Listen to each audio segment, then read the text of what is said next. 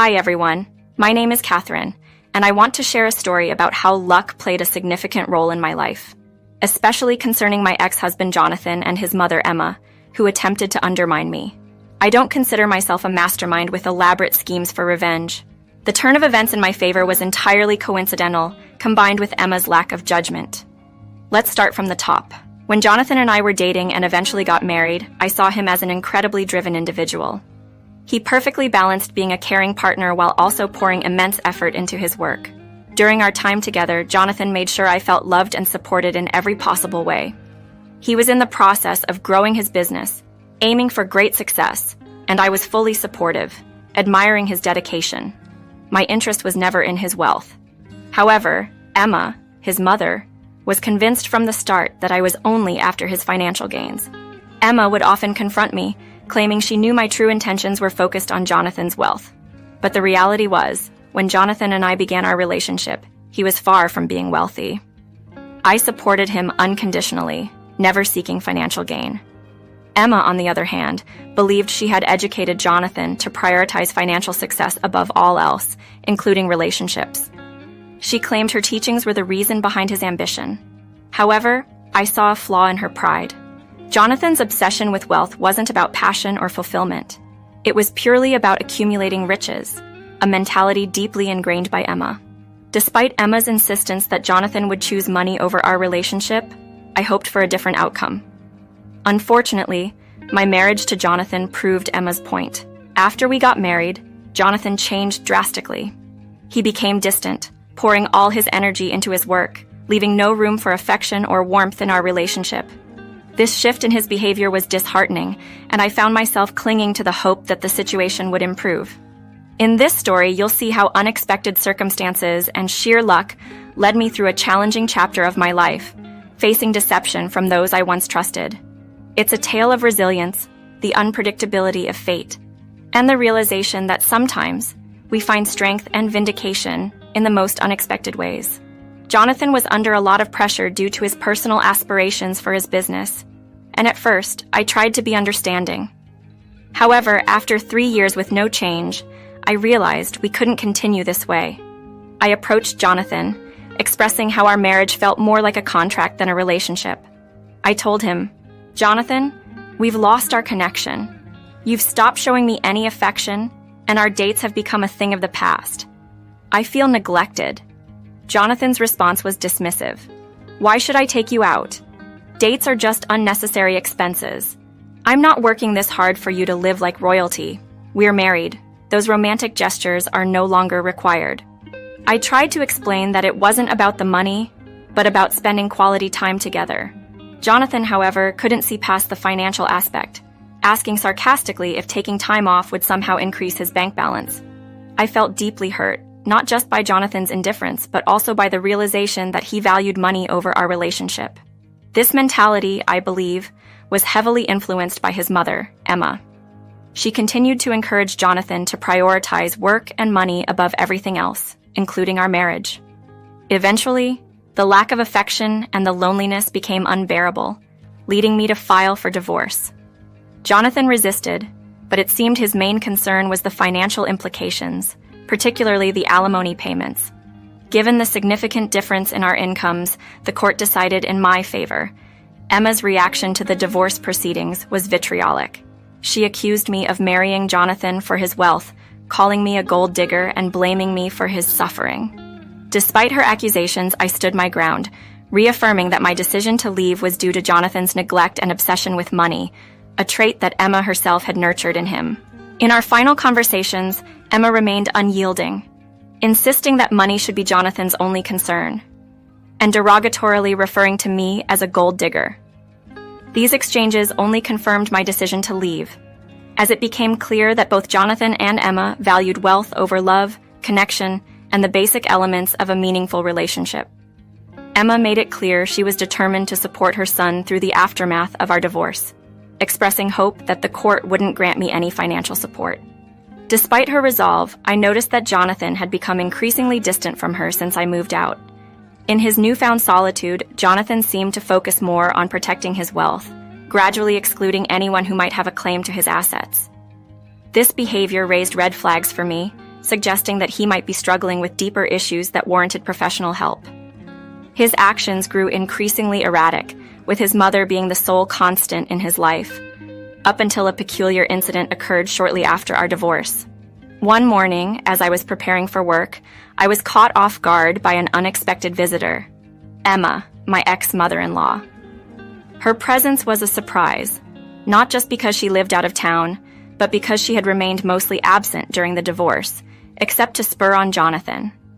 Her anger over the court's decision to award me a significant portion of Jonathan's wealth and alimony was evident, making her visit even more baffling. Without invitation, Emma barged into my home, insisting on a conversation. I decided to play the host and went to prepare some coffee. However, upon returning, I caught her rummaging through my bag. She didn't notice my return, and before I could confront her about her actions, she pretended nothing happened. As we sat down, I questioned the purpose of her visit, knowing full well it had to be significant for her to seek me out, especially given her previous hostility. Emma's response was cutting. She mocked my social desirability and usefulness, making it clear she held me in contempt. Yet, her presence in my home suggested an underlying urgency, or perhaps an emergency. Emma's real intent, it turned out, was to belittle me further, accusing me of ruining her son's life and labeling me as worthless. This confrontation highlighted the toxic dynamics that had plagued my relationship with Jonathan and his mother, underscoring the profound misunderstandings and misplaced values that led to our divorce. Despite the unpleasantness, this incident only reaffirmed my decision to leave a situation where wealth and material concerns were prioritized over human connection and emotional well-being. Emma's visit culminated in a barrage of accusations and threats, labeling me as the cause of Jonathan's financial woes post-divorce. She insisted that my motives were always centered on his wealth, a claim that couldn't be further from the truth. My decision to divorce Jonathan was due to his emotional absence, not financial gain. The court's decision on the divorce settlement was based on legal standards, not my desires. Despite her belief that I had somehow manipulated the outcome to bleed her son dry, the truth was that the court acted on its discretion, not mine. Emma's tirade was both bewildering and exasperating. Her decision to confront me personally, after a lengthy drive, just to unleash a stream of insults and threats, seemed like an extreme measure for someone who believed they were on the side of righteousness. Her departure left me in a state of shock, reflecting on the absurdity of the situation.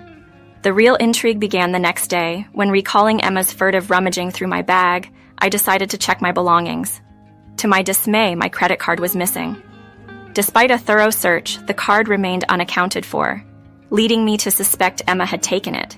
Without concrete proof, such as video evidence, I was in a precarious position. However, the opportunity to uncover the truth presented itself unexpectedly 3 weeks later when Jonathan contacted me, infuriated over charges made on his credit card amounting to $210,000. Confused, I assured him of my innocence, having ceased using the card well before our divorce. Jonathan's accusations were unfounded. He claimed the card had been used for lavish spending at a resort, an activity so far removed from my current lifestyle, it bordered on the absurd. His conviction that I was responsible, despite my protests and the lack of logic in his claim, hinted at a deeper misunderstanding or manipulation at play. This situation not only highlighted the ongoing mistrust and animosity between us, but also hinted at a potentially deliberate act of sabotage. If Emma had indeed taken my credit card during her visit, this could be her way of framing me, an act of revenge that would not only strain any residual cordiality between Jonathan and me, but also potentially involve legal repercussions. The unraveling of this mystery required careful handling and undeniable proof of my innocence. When Jonathan called me, perplexed and angry over a staggering $210,000 charge on his credit card, he was convinced I was behind it. He detailed transactions that pointed to a lavish vacation in the U.S. Virgin Islands, activities and luxuries far beyond what I would consider. Despite his accusations, I knew I wasn't responsible. I was getting ready for work, far from the tropical paradise of the U.S. Virgin Islands. My immediate suspicion fell on Emma, who had visited me after the divorce under the pretense of voicing her displeasure, but likely had ulterior motives. I reassured Jonathan of my innocence, suggesting a possible suspect behind the transactions.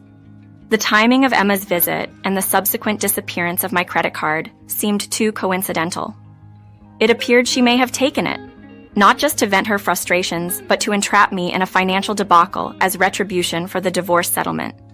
Determined to get to the bottom of this, I called Emma, deciding to record our conversation for evidence. Her initial taunt when she answered hinted at her guilt. She didn't just admit to taking my credit card, she gloated about using it to fund a luxurious vacation to the U.S. Virgin Islands. Emma detailed her extravagant escapades, funded by the stolen card, with no remorse. She boasted about the grand tour and 5-star experiences she and her friends were enjoying, all at my expense. This confession was the smoking gun I needed. Emma's act of revenge not only put me in a precarious position with Jonathan, but also highlighted her willingness to go to great lengths to spite me. Her reckless spending spree, under the guise of my identity, was a serious crime.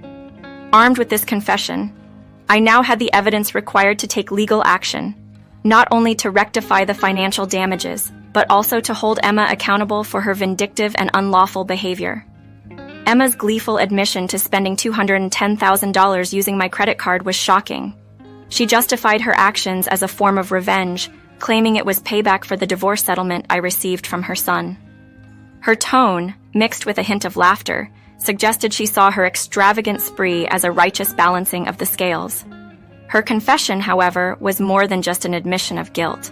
It was a clear indication of her complete disregard for legal and moral boundaries. Emma seemed oblivious to the gravity of her actions, not only in terms of the financial theft, but also in the personal betrayal and the potential legal repercussions. She bragged about continuing her spending frenzy, convinced that her physical distance from me made her untouchable. Yet, as she ranted about her plan, I couldn't help but laugh at the irony of her situation. This seemed to puzzle and irritate Emma. She couldn't understand my lack of concern over her spending my money. My response that she could keep and use the card as much as she liked only added to her confusion. Emma's misunderstanding was profound. She assumed her actions were a direct financial burden on me. However, the reality was quite different. When I revealed that it was Jonathan who would be notified of the expenditures due to the card being linked to his bank account and him being responsible for the bills as per the court's decision, the situation took on a new dimension. This card wasn't just any card. It was a supplementary card issued under Jonathan's account, making him liable for the charges. Her plan, intended to make me suffer, was flawed from the start. Emma's shock at learning the consequences of her actions, that she had inadvertently saddled her own son with a hefty bill, underscored the short-sightedness and impulsivity of her revenge. This revelation not only highlighted the potential legal implications for her, but also the unintended financial strain on Jonathan, making her scheme backfire spectacularly. Emma was taken aback when I coolly thanked her for relieving me of the credit card, a relic from my time with Jonathan that he had neglected to reclaim post-divorce. Her silence was palpable over the phone as she processed the implications of her actions. It seemed she had either overlooked or conveniently forgotten the court's decision, which mandated Jonathan to cover my credit card expenses. This card, linked directly to Jonathan's bank account for business expenditures, was a financial obligation he was legally bound to fulfill. When I clarified the situation, highlighting that it was Jonathan who would bear the financial burden of her spending spree, Emma's confidence crumbled into a panic.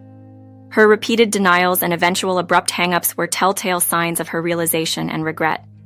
She had not only misjudged the situation, but had inadvertently set herself up for a fallout with her son. Armed with the recorded confession, I had substantial leverage, not just over Emma, but in reshaping her relationship with Jonathan. I pondered over Jonathan's potential reaction, knowing his affection for his mother was likely overshadowed by his zeal for wealth preservation.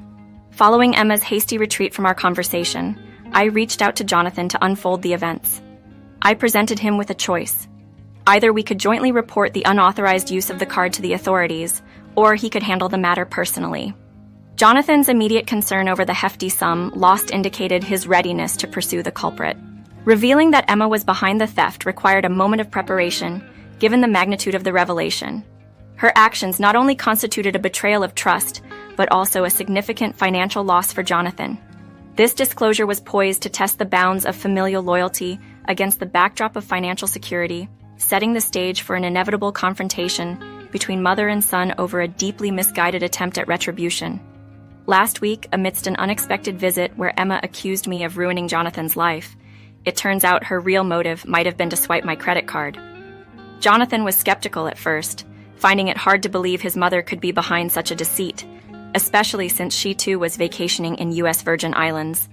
Despite his doubts, I assured him I wasn't making baseless accusations. I had Emma's own confession.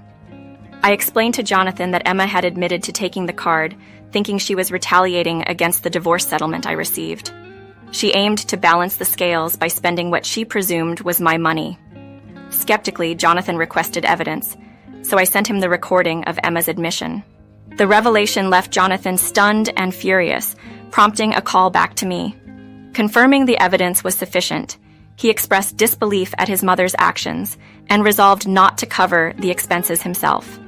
He even mentioned the possibility of legal action against Emma, a move that surprised me given his usual prioritization of financial matters over familial relationships. Jonathan's willingness to sue his own mother underscored the extent of his frustration and the influence of Emma's materialistic values on him. I agreed to accompany Jonathan to the police station, although the idea of him suing his mother was still shocking to me. It seemed Emma's relentless focus on wealth had shaped Jonathan's perspective too deeply, leading to this dramatic turn of events. After our conversation, Jonathan confronted Emma, who was reportedly full of remorse. The situation had spiraled beyond her initial intentions, revealing the complicated dynamics between mother and son, driven by misguided attempts at retribution and deeply ingrained values around money. The unfolding drama, while unfortunate, was a poignant reminder of the consequences that come from letting material concerns override family bonds. Once Emma realized the financial mess she had created using Jonathan's funds, the situation escalated quickly. Jonathan's fury was palpable, and he demanded repayment, threatening legal action if she failed to comply. Emma, perhaps underestimating her son's resolve, initially dismissed his threats as mere bluster. However, the tension between them soared, culminating in a heated exchange that cut her vacation short. Despite returning home early, Emma harbored hope she could evade the financial repercussions of her actions. But Jonathan's patience was wearing thin. After issuing a final ultimatum and enlisting his lawyer to reinforce his stance, the gravity of the situation dawned on Emma. Confronted with the legal consequences, she resorted to pleading and tears, faced with the daunting prospect of double shifts to settle her debt. Jonathan remained unmoved by Emma's distress. His decision was final, leading Emma to sign a formal agreement under the watchful eye of Jonathan's lawyer, ensuring she fulfilled her financial obligations. This arrangement has left Emma juggling multiple jobs to chip away at the sizable debt. The aftermath of this ordeal has irreparably damaged Jonathan and Emma's relationship. Mutual resentment festers, with both parties blaming the other for the fallout, severing their once close bond. As for me, observing the unraveling of this familial discord from a distance has been an unexpected source of closure. It affirmed my decision to distance myself from their turmoil, offering a stark reminder of the freedom I've gained from leaving such a tumultuous marriage and family behind.